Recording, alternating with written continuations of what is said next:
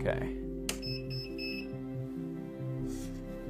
Okay, the Rubik's Cube is going around. Everything seems normal.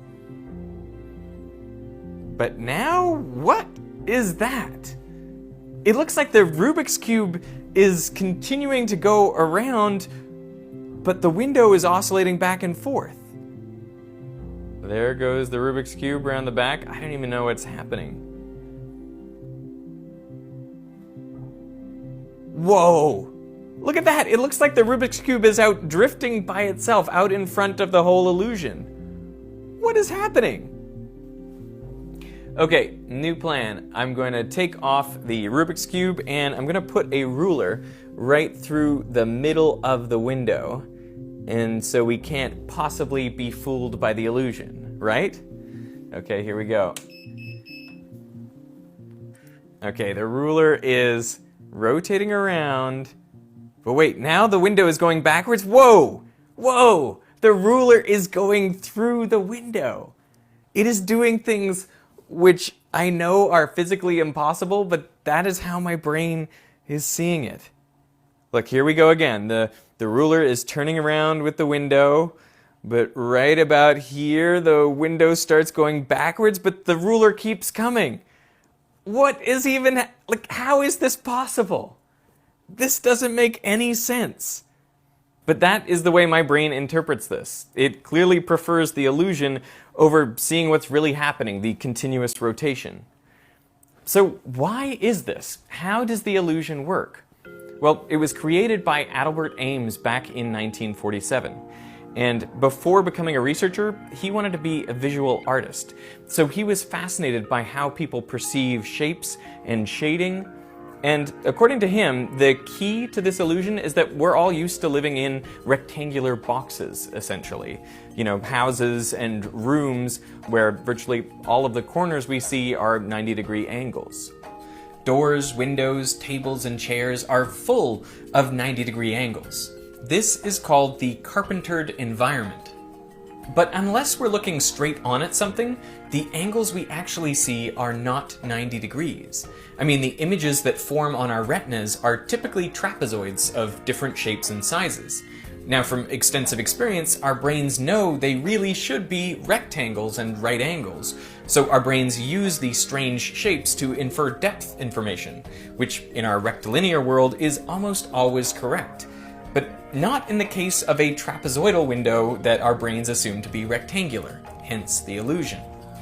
Now, if this carpentered world hypothesis is correct, well then you'd expect people with less experience of rectangles in their environments to be less susceptible to the illusion. And to test exactly this, in 1957, Harvard psychologists tried the Ames window illusion in South Africa with 80 children aged 10 to 14. 40 of them were living in the city of Durban, full of rectangular buildings, doors, and windows. The other 40 were from nearby rural communities where they lived in round huts with few prominent 90-degree angles.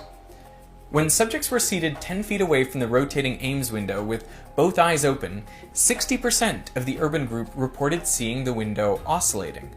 But in the rural group, only 17.5% saw the same thing. So the results were consistent with the carpentered world hypothesis. The kids with less experience of rectangles were less likely to fall for the illusion. But that's not the whole story. When seated 20 feet away and with one eye closed, the illusion was much more convincing. Now 90% of all participants saw the window oscillating, and there was no significant difference between urban and rural groups. That means something else must be going on over and above our experience with rectangles. In fact, you can get a similar illusion without any straight lines at all. This is the de Heer circle. When rotating continuously, it also appears to oscillate back and forth. So what's going on? Well, both of these illusions make use of a technique called anamorphosis, which has been used by artists for centuries, if not millennia. This is a painting from 1533 called The Ambassadors by Hans Holbein the Younger. It clearly shows two prominent figures, but there's also this distorted shape over the floor. Only when viewed from the correct position, either the top right or bottom left, does it become clear that the image is actually a detailed depiction of a human skull. It's suspected that the painting was meant to be hung in a stairwell, where presumably out of the corner of your eye, you would spot the striking image of the skull reminding you of your own mortality. But if you were to look at the painting head-on, well, the skull would be pretty hard to see. Anamorphosis involves making a distorted projection of an object. So to see its proper proportions, you need to look at the work from a particular position or with a particular device, often a mirror. There are earlier examples, like Leonardo's eye by Leonardo da Vinci, which only takes its proper form when viewed from the side. Clearly, Leonardo knew how to give side-eye. And some might argue that the cave paintings at Lascaux, France from 17,000 years ago provide the first examples of anamorphic art. Due to the uneven painting surface, artists would have had to consider how their animal figures would be